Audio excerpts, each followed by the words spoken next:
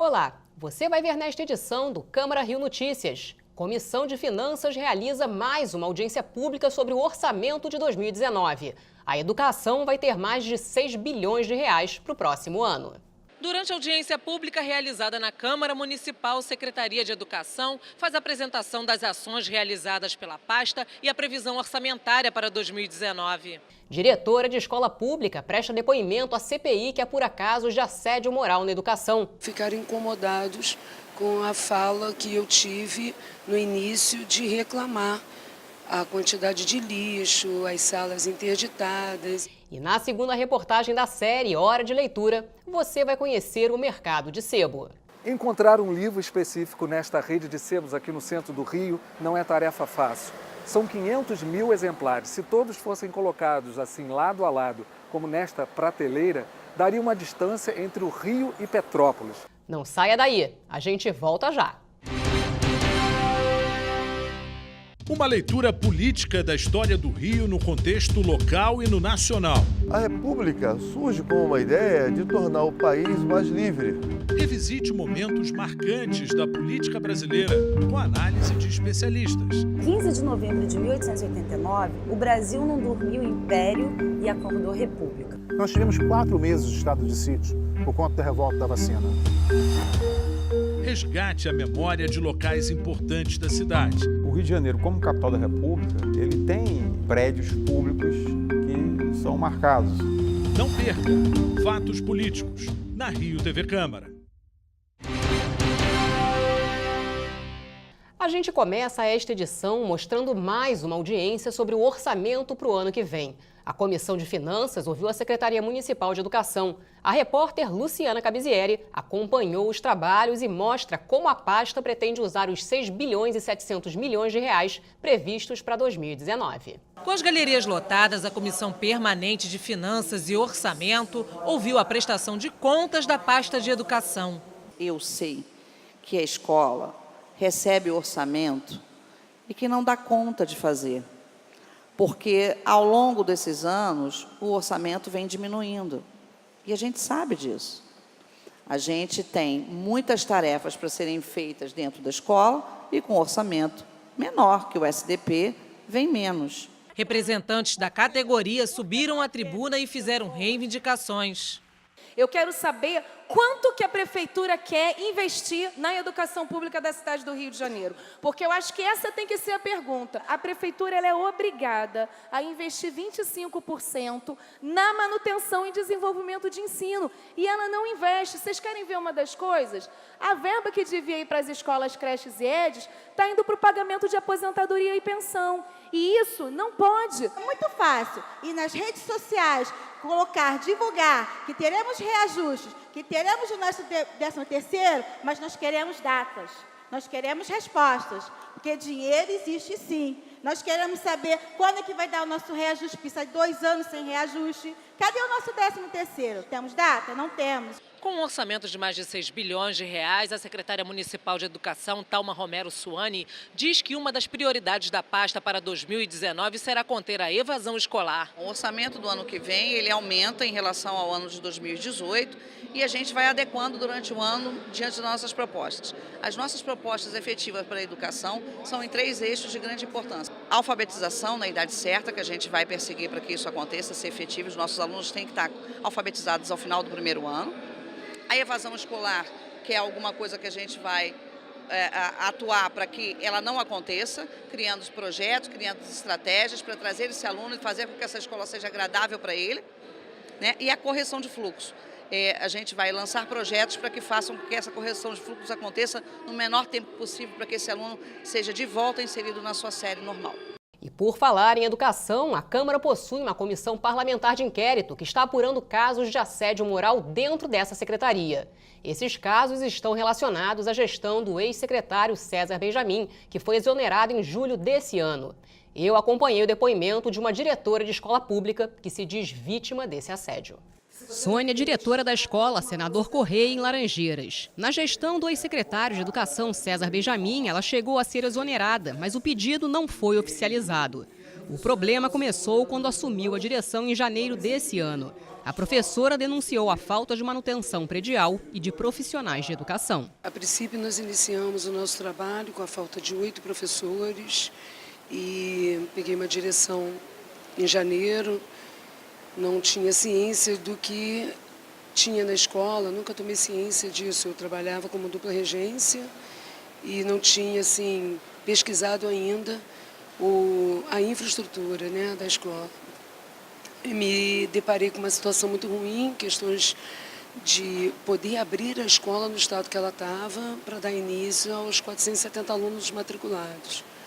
Então, dali começaram não sei se eu posso chamar de perseguição, mas começaram as visitas frequentes de todos os elementos da secretaria e da coordenadoria, sem um aviso prévio, sem informar o motivo das suas visitas, porque ficaram incomodados com a fala que eu tive no início de reclamar a quantidade de lixo, as salas interditadas. O secretário da Casa Civil, Paulo Messina, tornou a ação que seria publicada no Diário Oficial sem efeito. A funcionária pública continua à frente da escola, mas responde inquérito administrativo.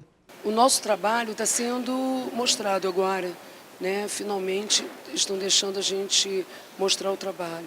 Nós estamos lá ainda com falta de 3 professores, mas mesmo assim conseguimos a conquista de conceitos adequados, o quantitativo de alunos também elevados em suas turmas que foram fechadas, né, indevidamente, mas nós estamos conseguindo alfabetizá-los mesmo com uma turma de primeiro ano com mais de 30 alunos e alunos incluídos.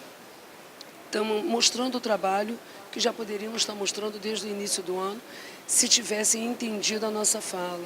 Humberto, professor da escola, desde o início da gestão da diretora, diz que a escola vem sofrendo ataques da Secretaria Municipal de Educação e da Coordenadoria Regional de Educação, o que acaba afetando toda a parte pedagógica. A Sônia, na verdade, ela quis, fazer uma transformação dentro da Escola Senador Correia, tanto da parte física, quanto da qualidade de vida ali para os alunos, para os professores, e isso incomodou a SME e a segunda CRE. Com o fim das eleições, a CPI do assédio moral deve ganhar novo ritmo e ter sessões semanais. A previsão é que os trabalhos dessa comissão terminem no dia 27 de dezembro. Na sessão plenária desta quarta-feira, os parlamentares realizaram eleição de membro para compor a Comissão Permanente de Defesa dos Direitos Humanos.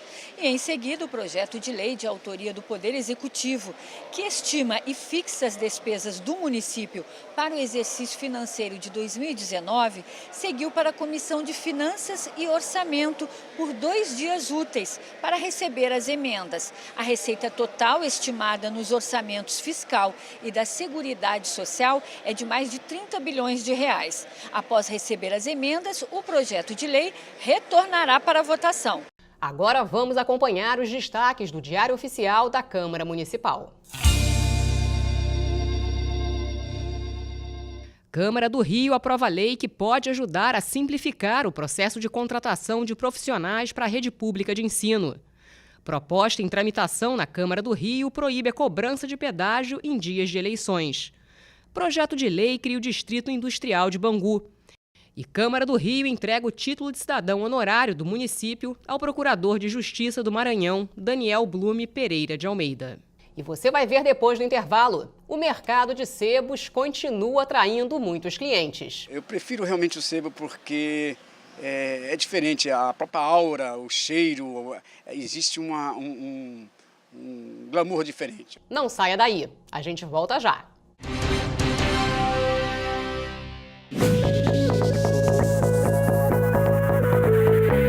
Com o objetivo de levar o melhor até você, a nossa equipe trabalha para enfrentar os novos desafios que vêm por aí.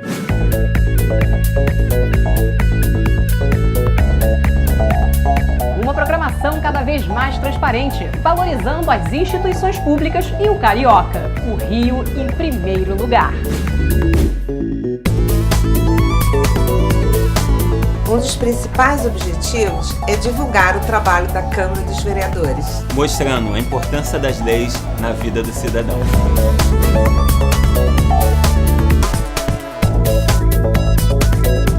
Coberturas mais dinâmicas com equipamentos de última geração.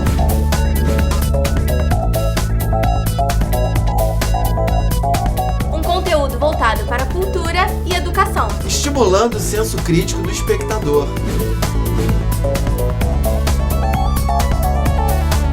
Estamos construindo uma nova TV para você. Contamos com a sua participação. Rio TV Câmara. Rio TV Câmara. Rio TV Câmara. Rio TV Câmara. Rio TV Câmara. Rio TV Câmara. A emissora do Legislativo Municipal Carioca. Dia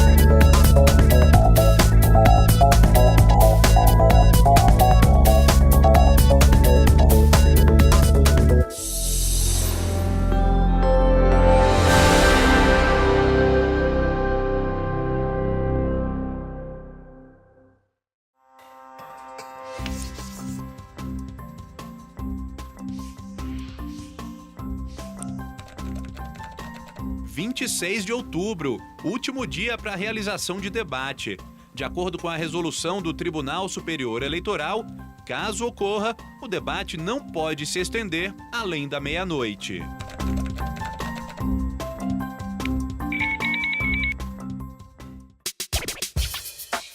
Uma conversa sobre os principais assuntos da cidade.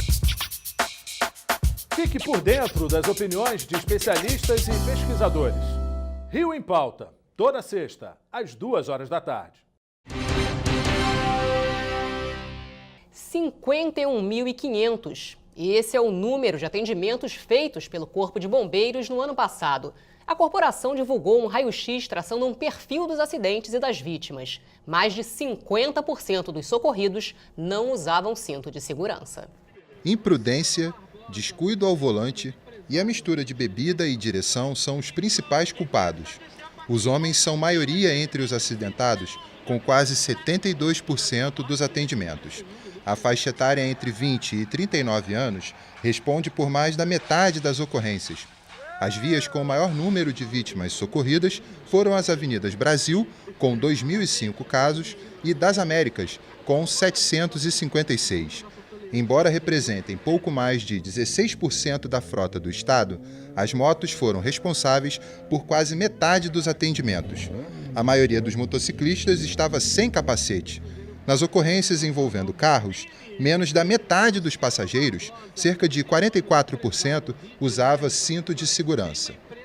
E chegou a hora do quadro Olhar de Mãe.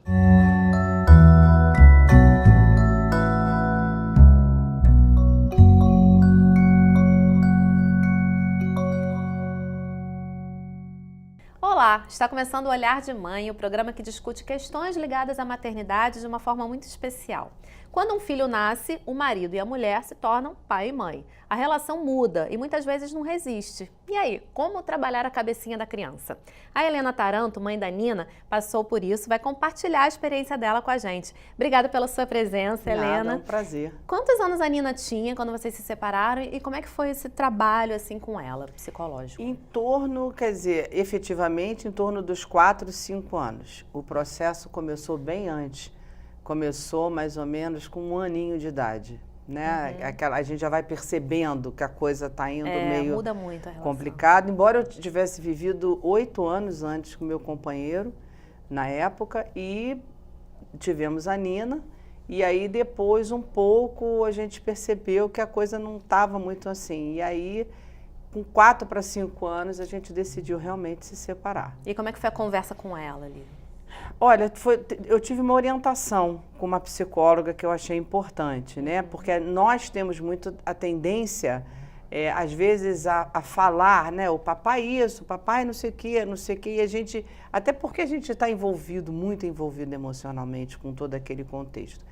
E a gente acaba que divide a cabeça da criança. Então, eu fui conversar com uma psicóloga que ela me fez entender que o meu temperamento, que às vezes era de falar muito, de colocar tudo muito assim, eu poderia prejudicá-la. E eu falei, e como é que contar isso para ela? Ela falou assim, ela vai perceber e ela vai te perguntar.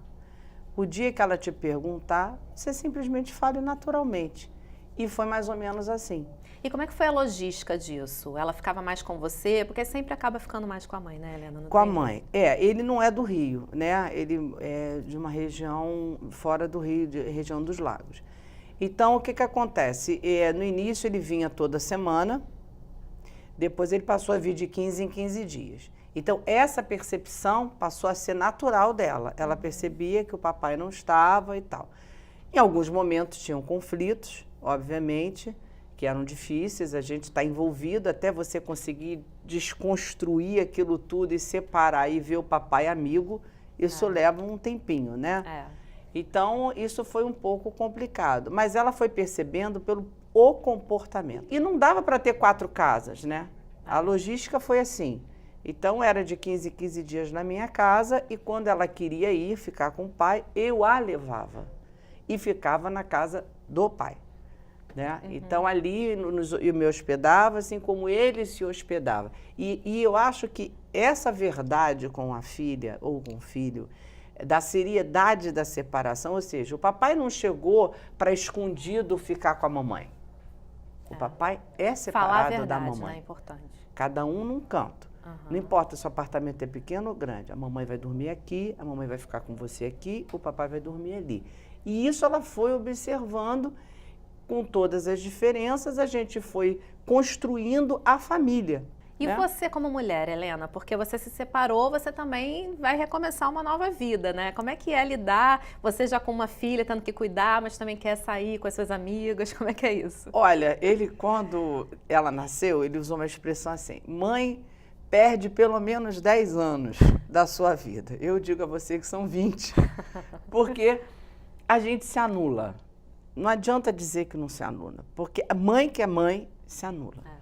A prioridade é o filho, né? Então, assim, durante 7 anos, eu vou dizer assim, foi um luto, né? Você entra num luto, sempre uma das partes sofre mais, e tem aquela coisa toda. Depois, não, depois eu reencontrei uma pessoa do meu passado, que nós tentamos uma reconstruçãozinha ali, mas tudo muito claro, respeitando muito o espaço dela. E uma das coisas que ela pediu, mamãe, eu não quero dividir o meu espaço, não quero perder minha privacidade. Eu falei, eu acho que você está certa. E isso eu e o pai concordamos, não colocá-la convivendo com um pai, um padrasto ou uma madrasta. O que você falaria assim, por exemplo, estou me separando, quero um conselho seu. Como é que eu conto para minha filha? Como é que eu lido com isso? Olha, essa pessoa que me orientou, que é uma psicóloga, eu acho que ela foi fundamental. É a verdade simples e clara, transparente, respeitando o limite do seu filho, a capacidade que ele tem de compreensão. E a cada momento, conforme a maturidade dele, que você vai percebendo, você vai botando uma informação. Eu não disse que papai é santo, nem disse que papai não prestava. Eu disse que papai tem defeitos, mamãe tem defeitos e não deu certo. Muito obrigada por compartilhar a sua experiência com a gente, Helena. E muita saúde, muita felicidade para sua família. Muita saúde para você também. Obrigada. Vocês são muito simpáticos aqui, muito agradáveis. Muito obrigada mesmo por essa oportunidade. Obrigada. E o Olhar de Mãe fica por aqui. Até a próxima. E na segunda reportagem da série Hora de Leitura, você vai conhecer o mercado de sebos. O repórter Vicente Vetromilli mostra como essas livrarias resistem ao tempo e continuam atraindo clientes. Entre a Zona Sul e o centro do Rio existem mais de 20 sebos, livrarias que vendem livros usados. Em Botafogo, um dos mais charmosos é esse que ocupa um casarão dos anos 20. No estoque, 20 mil livros. Eles estão espalhados por todos os lados. O dono veio para o Rio cursar jornalismo, mas acabou livreiro. E aqui o sebo tem um toque bem pessoal. Acho que contribui para esse elan dos sebos o fato de que quase sempre o dono está atrás do balcão, que é uma coisa que em geral não acontece nas livrarias de novos, porque é uma estrutura maior, em geral são lojas maiores, inclusive de tamanho mesmo, uma acervo maior, e tem uma estrutura ali, né, dos chefes com os empregados mais hierarquizada, né, porque normalmente o dono, o Rui, dono da travessa, não está atendendo cliente nenhum, não está ali, né, no caixa, não está tirando dúvidas dos clientes, tal. Enquanto que nos sebos, aqui como é o meu caso, né, Maurício da Baratos, e Se for o cara for na Bia de Aquários, vai estar o Antônio lá. Se for na Berinjela, vai estar o Daniel Silva lá. Se for na Letra Viva, o Luiz vai estar lá, quer dizer. Então, assim, no caso dos sebos, existe esse contato direto com o dono. Maurício costuma dizer também que o sebo é um local de bate-papo, um caminho de ideias. Caminho que sempre atrai um público variado. Muitos vêm em busca de bons preços. Cabem no bolso e são de fato acessíveis, e também as edições também, né? No centro da cidade, os sebos estão espalhados por casarões antigos, muitos do século XIX. Alguns reúnem títulos dos mais variados, didáticos, religiosos, clássicos da literatura e enciclopédias completas. Quando chegam até a livraria, são limpos e semi-restaurados. Encontrar um livro específico nesta rede de sebos aqui no centro do Rio não é tarefa fácil. São 500 mil exemplares. Se todos fossem colocados assim lado a lado, como nesta prateleira, daria uma distância entre o Rio e Petrópolis. Mas a maioria já está catalogada. E muitas obras estão com o autógrafo dos próprios autores. O livro Carmina Drummondiana pertencia ao colunista Fred Sutter, que morreu em 2011. Foi autografado por Silva Belchior e Carlos Drummond de Andrade. Alisson já tem uma tática para encontrar títulos como esse, entre tantos outros. Usa um rádio para se comunicar com um colega no andar de cima. Diego, poderia verificar para mim se tem a teoria geral da administração, por favor? Tem sim, Alisson. Só um segundo que eu vou procurar. Ok, obrigado, Diego. A impressão que passa é que realmente a gente não vai conseguir encontrar o livro, né? Porque é muita coisa mesmo. Mas sim, a gente encontra, justamente pela organização, pelas divisões das sessões. Dentro das sessões está a ordem alfabética do título, então certas coisas facilitam para localizar o livro. Celso Guzmão procura por livros de teologia. Ele é frequentador assíduo do sebo da Praça Tiradentes. De 4.000 livros que ele tem em casa, 90% foram comprados nessa livraria. Eu compro livros de pedagogia, de didática, regra geral, de teologia, de religiosos, né? Mas enfim, romances. Toda vez que eu venho ao centro, invariavelmente eu tenho que dar uma paradinha no sebo. Ricardo e outros 2 irmãos estão nesse mercado há mais de 30 anos. Há 6 anos encontraram na internet uma forma de aumentar as vendas. O índice é de 40%. Com a novidade, garantiram mais clientes, inclusive do exterior. Eu tenho um cliente que é da África do Sul, que é um reitor de uma universidade lá, que quando ele vem ao Brasil, ele vem em busca de obras que ele não consegue adquirir lá, e ele compra daqui com a gente para poder abastecer a biblioteca da universidade lá na África do Sul. Marlon é um cliente antigo, compra livros usados aqui há mais de 5 anos. O universo mágico dos sebos é o que atrai o comerciante. Eu prefiro realmente o sebo porque é diferente, a própria aura, o cheiro, existe um glamour diferente, vamos dizer assim. Eu me imagino assim, de pessoas que já tiveram a oportunidade de ler um livro deste e se, assim, compartilhar comigo desses aprendizados, né?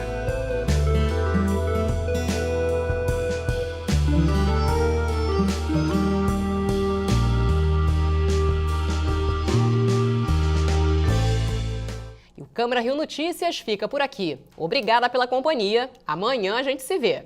Rio TV Câmara, 15 anos no ar.